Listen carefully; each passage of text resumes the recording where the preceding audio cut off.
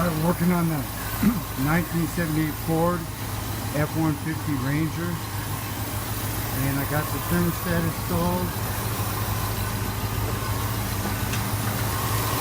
We don't have any leaks. The thermostat's in.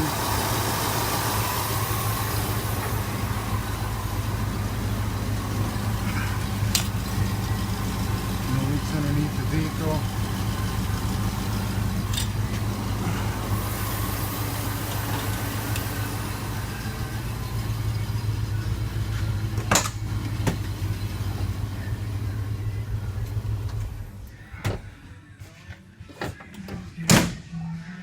So now I'm going to get the truck ready to go out, get all this stuff out of it, clean it up a little bit, and then this is going out and back to work. And this is John Rudy with Rudy Racing, signing off.